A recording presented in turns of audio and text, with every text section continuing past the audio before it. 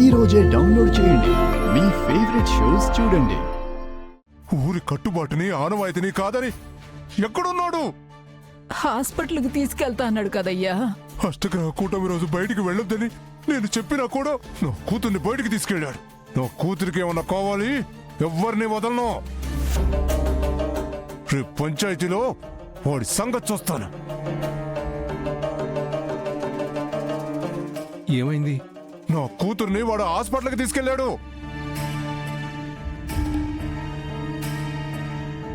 కట్టుబాట్లు దాటి చాలా పెద్ద తప్పు చేశాడు. మనందరం ఊరు కట్టుబాటు ఆనవాయితీ అని ఆలోచించాం.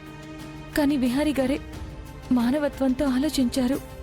ఒక తల్లి బిడ్డని కాపాడడానికి ఊరు కట్టుబాట్లని మీరారు. అంటే ఈ ఊర్లో ఎవరికి మానవత్వం లేదనుకున్నావా అమ్మా? ప్రతిసారి ఇలాంటి రోజు వచ్చినప్పుడు ఏ ఉపద్రవం ముంచుకొస్తుందోనని, ఏ అరిష్టం జరిగి ఎవరికి ఏమవుతుందోనని అందరం భయంతో ఉంటాము. ఎందుకంటే మన ఊరికి శాపంలాగా ఎన్నో సంఘటనలు జరిగిన రోజులున్నాయి. అందుకే ఈ ఆనవాయితీ కట్టుబాట్లు పెట్టుకున్నాం. అది మూఢనమ్మకం కాదు. ఎన్నో విపత్తులు చూసిన తర్వాత ఈ నిర్ణయం పెట్టుకున్నాం. ఈసారి అలాంటి విపత్తు ఉపద్రవం జరగదు నాన్న. ఏమో అక్కడ తల్లికి బిడ్డకి ఎలా ఉందో మీకెవరికీ తెలియదు కదా. కానీ నీ భర్త కట్టుబాటు మీరి చాలా పెద్ద తప్పు చేశాడు. అతనికి రేపు శిక్ష ఖచ్చితంగా ఉంటుంది.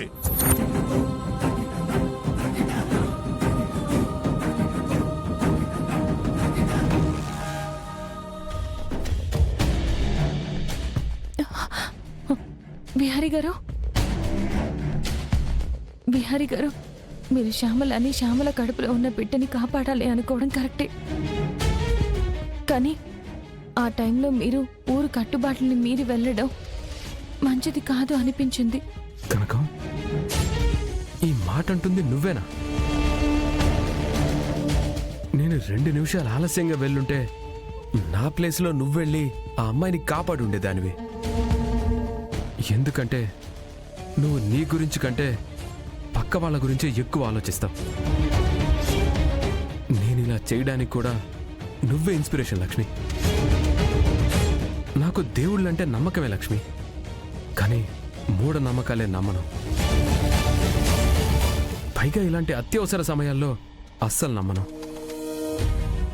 దానివల్ల ఈ ఊరి పెద్దలు శిక్షిస్తారో క్షమిస్తారో అని ఆలోచించను.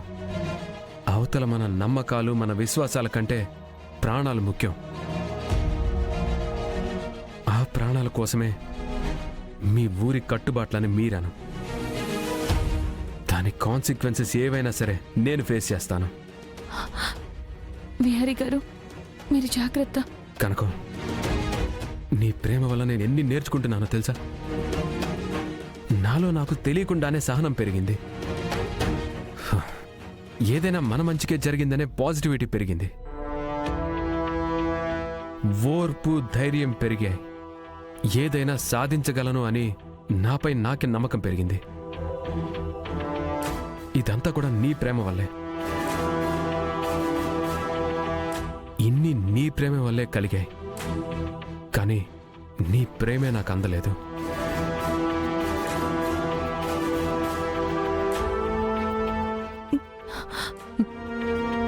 విహారీ గారు, చాలా లేట్ అయింది. మనం తర్వాత మాట్లాడుకుందాం. జాగ్రత్త.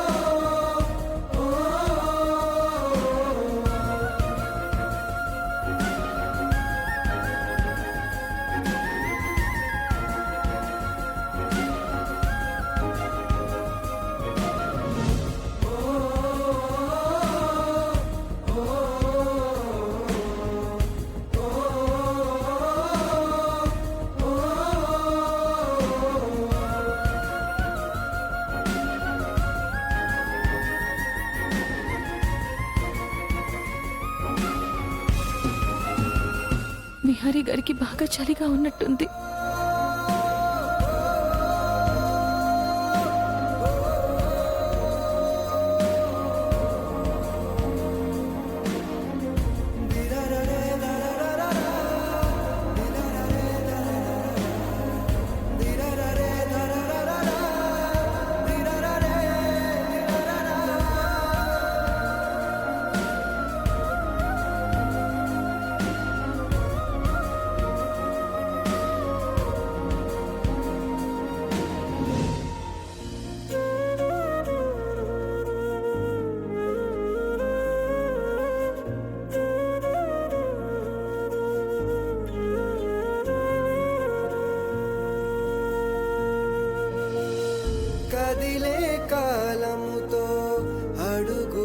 నా మీద మీకు ఎంత ప్రేమ ఉంది విహారీ గారు.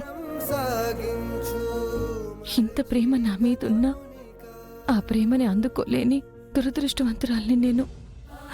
నా కోసం ఎన్ని కష్టాలు పడుతున్నారు, మా నాన్న నొప్పించడానికి ఎన్ని ఛాలెంజ్లు ఫేస్ చేస్తున్నారు.